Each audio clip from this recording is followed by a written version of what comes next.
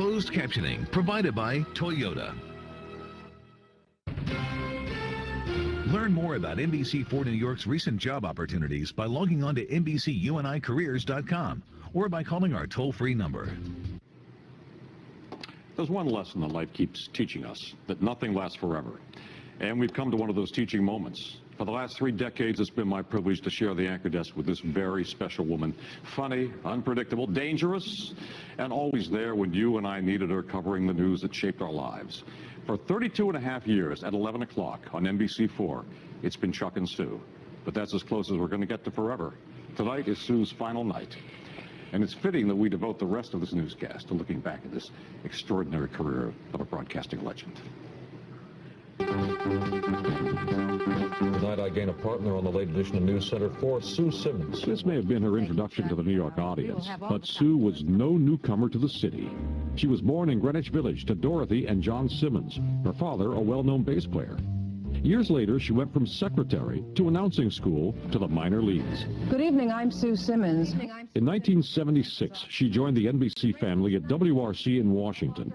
And then... This is News Center 4.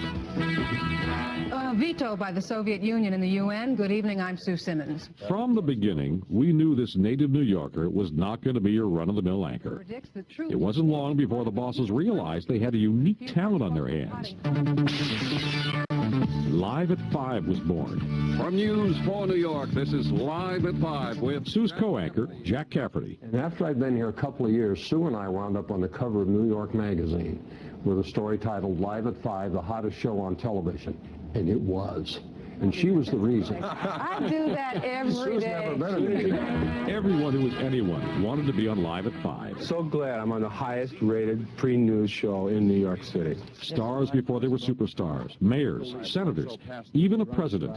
It was a dream come true for this daughter of a jazz musician. We do all know each other in this business. That's what's so wonderful. Lena Horne was always my hero. When she came in, it was royalty arriving as far as I was concerned. I don't remember one word of the interview because, you know, when you're nervous, you can't think straight. But I understand that when she left, she yelled into the makeup room and said, "Hey, that Sue Simmons is fun. I'd like to hang out with her." Well, could it get any better? The people who came on this program to have fun primarily with Sue Simmons and Jack Cafferty was legend. Orson Welles was on Live at 5, for gosh sake. It was in no small part a tribute to what Sue Simmons does on the air. How do you feel about all of this? Well, Sue, I'll tell you, it feels pretty good. You cannot possibly be on all the time. I don't know what I am. I mean, some people say I'm a blues singer, jazz singer, I'd gospel. say you are a singer, right. Period. We owned this big town for a number of years. wherever there's an opportunity to do something a little differently, we shoot for that. Live at 5 is a presentation of WNBC TV New York. I'm Don Pardo.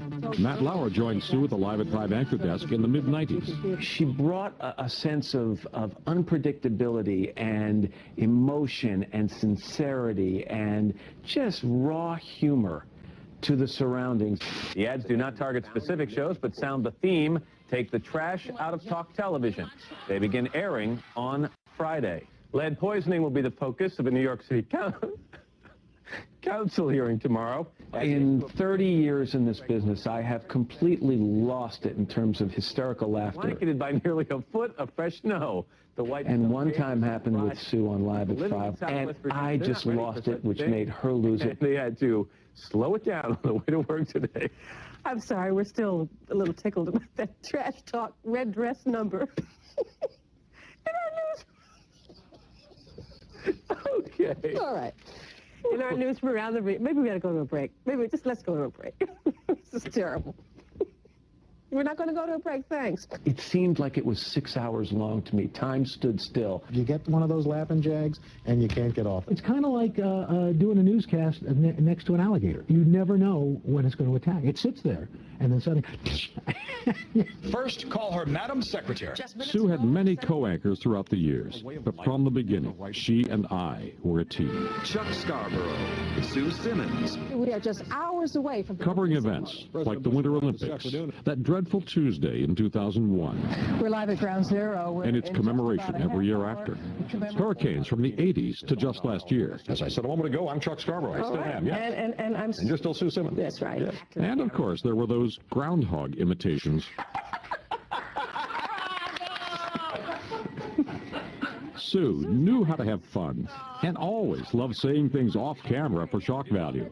Off camera, except for that one night when she thought a live promo was a rehearsal. We need to acknowledge an unfortunate mistake that I made. And It was the gaffe heard round the world. What the f are you doing? It generated controversy and a contrite apology. I'm truly sorry. It was a mistake on my part, and I sincerely apologize. Sue Simmons has been loved and admired by her colleagues and her audience for over 3 decades. Thanks for the memory. 2 words jump out, and they are heart and class. I, along with the rest of New York City, will miss you. Sue Simmons is probably going to go down when they do write the history of New York local television. Will go down as one of the greatest anchors in television history. You did very well tonight. Thank you. Good to have you. I'm so nervous. I couldn't eat. I see that. That's our news for this evening. Thanks for joining us. We'll see you tomorrow. And thank you so much.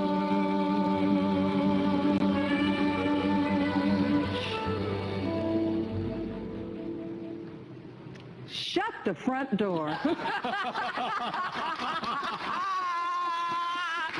got you.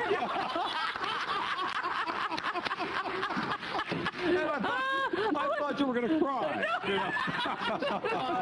I have been crying for 2 weeks. You know. We all have.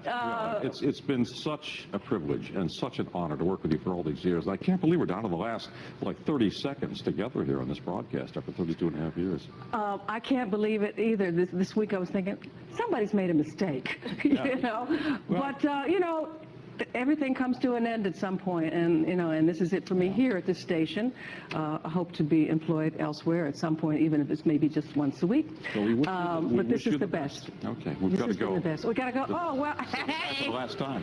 Bye bye. Bye bye.